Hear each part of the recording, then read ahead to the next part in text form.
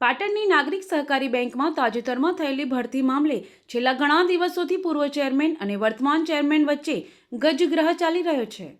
નાગરિક બેંકના પૂર્વ ચેરમેન દ્વારા તેમના પર લગાવવામાં આવેલા તમામ આક્ષેપો પાયા વિહોણા ગણાવ્યા હતા અને તેમના સમયમાં થયેલી ભરતી નિયમો અનુસાર કરવામાં આવી છે તેમ જણાવ્યું હતું। ક્વોલિફાઈડ લોકોને લીધેલા છે। તમે જોઈ આવો બેંકમાં મયુરભાઈની વાત એમને કરી, એ આજે મેનેજર તરીકે કેવું કામ કરે છે એ પૂછી જુઓ। મારા દીકરાની વાઈફની વાત કરી, પરંતુ એ આઈટી એન્જિનિયર છે, ક્વોલિફાઈડ છે બેંક માટે। આજે બેંકમાં સૌથી વધારે ભણેલી છે। તેમજ હાલમાં જે ભરતી થઈ છે તેના કારણે નાગરિક બેંકને વર્ષે 70 થી 80 લાખનું ભારણ વધવાનું છે।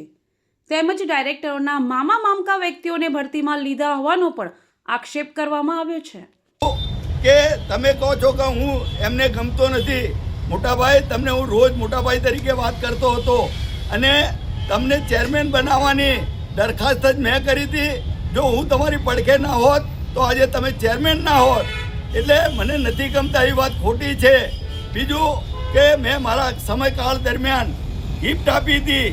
ગિફ્ટમાં એ વખતે 400 રૂપિયાની લિમિટ હતી અને મેં કમિટી બનાવી હતી।